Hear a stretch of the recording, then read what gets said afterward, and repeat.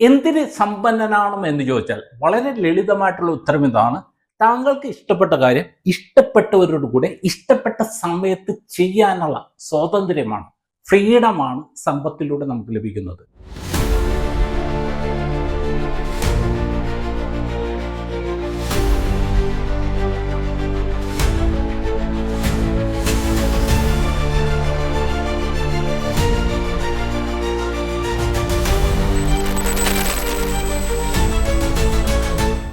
തുമ്മിച്ച tips എന്ന financial video ബ്ലോഗിന്റെ പുതിയ എപ്പിസോഡുമായി നിങ്ങളുടെ മുമ്പിൽ വരുക എന്നെ അനുവദിച്ച ദൈവത്തിൽ നിന്നാണ്.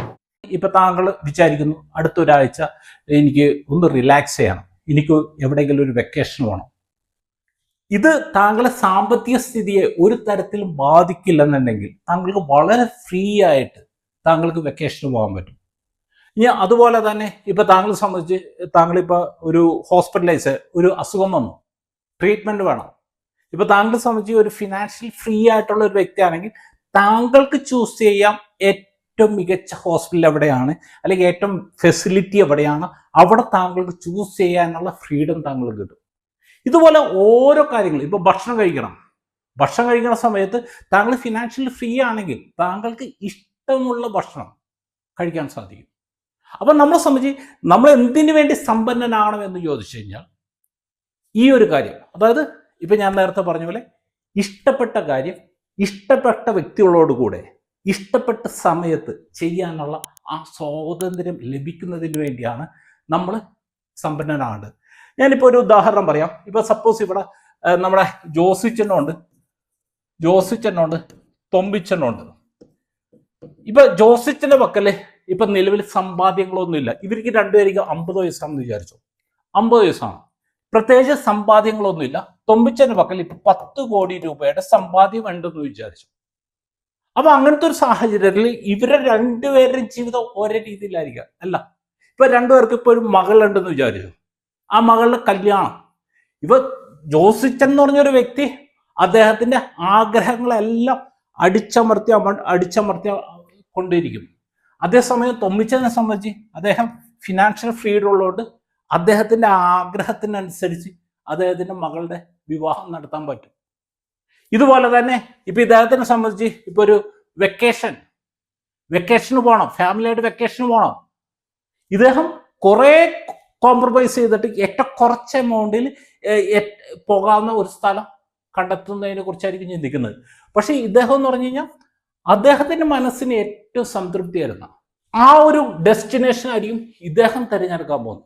ഇതുപോലെ തന്നെ ഇപ്പൊ ഞാൻ നേരത്തെ പറഞ്ഞ പോലെ തന്നെ ഇദ്ദേഹത്തിന് ഒരു ഔട്ടിങ്ങിന്, ഒരു ഫുഡ് കഴിക്കാൻ വേണ്ടി ഒരു ഹോട്ടലിൽ പോകണം, ഔട്ടിങ്ങിന് പോകണം. ഇദ്ദേഹം നോക്കും എവിടെയാണ് വലിയ കോസ്റ്റ് ഒന്നും ഇല്ലാതെ എന്നാൽ അത്യാവശ്യം കുഴപ്പമില്ലാത്ത ഫുഡ് കിട്ടുന്ന സ്ഥലം നോക്കി അന്വേഷിച്ചെടുക്കും. പക്ഷെ ഇദ്ദേഹത്തിന് ഏറ്റവും ഹാപ്പിനെസ് നൽകുന്ന ഒരു സ്ഥലത്തായിരിക്കും ഇദ്ദേഹം പോകുന്നത്. ഇതുപോലെ ഓരോ കാര്യങ്ങളും, അതായത് ഈ ജോസിച്ചന്റെ തൊമ്മിച്ചന് ഓരോ പ്രായമാണെങ്കിൽ പോലും ഇവരുടെ പക്കലുള്ള ആ സമ്പാദ്യം ഇവർക്ക് തരുന്ന ആ ഒരു ഫ്രീഡം ഉണ്ട്, സ്വാതന്ത്ര്യമുണ്ട്. അത് ടോട്ടലി ഡിഫറെന്റ് ആണ്. ഇവിടെ ജോസിച്ചനെ സംബന്ധിച്ച് ജോസിച്ചന്റെ പല ആഗ്രഹങ്ങളും ജോസിച്ചൻ കോംപ്രമൈസ് ചെയ്യേണ്ടി വരും. പക്ഷെ തൊമ്മിച്ചനെ സംബന്ധിച്ച് അദ്ദേഹത്തിന്റെ ആഗ്രഹത്തിനനുസരിച്ച് അദ്ദേഹത്തിന് മുന്നേറാൻ പറ്റുമെന്നതാണ്, ഈ ഒരു ഫ്രീഡമാണ് സമ്പത്തിലൂടെ നമുക്ക് ലഭിക്കുന്നത്. ഇപ്പൊ ഞാൻ എൻ്റെ ഒരു എക്സ്പീരിയൻസ് ഞാൻ ഷെയർ ചെയ്യാം. ഞാൻ 2003 ഞാൻ ആംബേ എന്ന് പറഞ്ഞ ഒരു നെറ്റ്വർക്ക് മാർക്കറ്റിംഗിൽ ജോയിൻ ചെയ്യുന്നത്. ഏകദേശം 5 വർഷത്തോളം ഞാൻ ആംബേ ചെയ്തു. അതിനുശേഷം 2007 ഞാൻ ഫിനാൻഷ്യൽ സെക്ടറിലേക്ക് കടന്നു വരുന്നത്. അപ്പൊ അതിനുശേഷം ഈ ടോട്ടൽ തുടക്കകാലങ്ങൾ എന്ന് പറഞ്ഞു കഴിഞ്ഞാൽ വളരെയധികം സ്ട്രഗിൾ ചെയ്ത വർഷങ്ങളായിരുന്നു.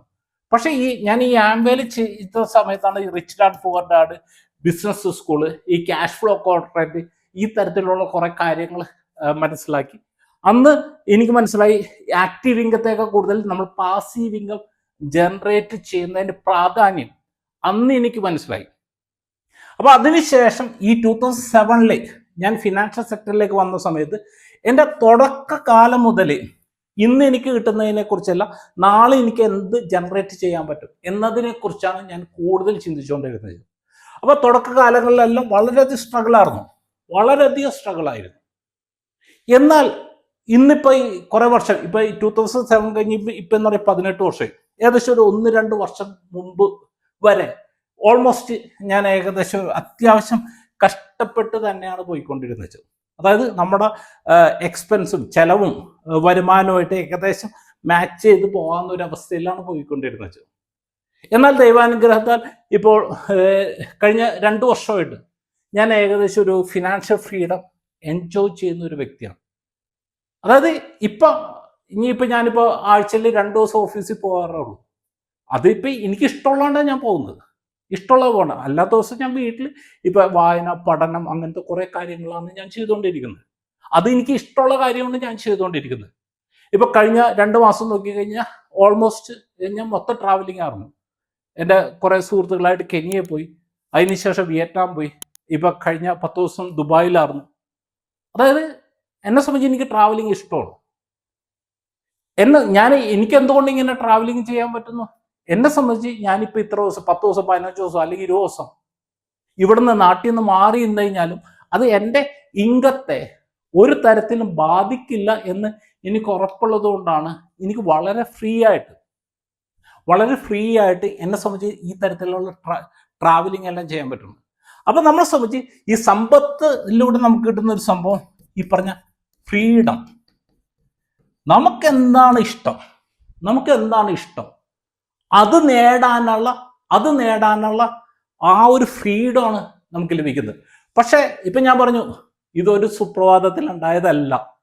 ഇപ്പം 5 വർഷം ആകുമ്പേ, അതിനുശേഷം ഇപ്പൊ 18 വർഷത്തിൽ നിന്ന് 2 വർഷം കുറച്ച് കഴിഞ്ഞാൽ 16 വർഷം, ഏകദേശം 20-21 വർഷത്തോളം ഞാൻ ഇത് ഫോക്കസ് ചെയ്ത് ഒരു ഫിനാൻഷ്യലി ഫ്രീ ആകണം എന്ന കാര്യം ഫോക്കസ് ചെയ്ത് ഞാൻ ഓരോ കാര്യങ്ങൾ ചെയ്തുകൊണ്ടിരുന്നു.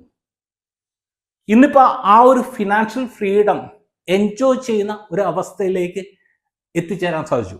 അപ്പം നമ്മൾ എന്തിനു വേണ്ടി ഇപ്പം നിക്ഷേപിക്കണം, എന്തുകൊണ്ട് നമുക്ക് ഒരു സമ്പത്ത് ക്രിയേറ്റ് ചെയ്യണം എന്ന് ചോദിച്ചു കഴിഞ്ഞാൽ വളരെ സിമ്പിളായിട്ടുള്ളൊരു കാര്യമാണ്. അതിലൂടെ ഈ ഫ്രീഡം കിട്ടും.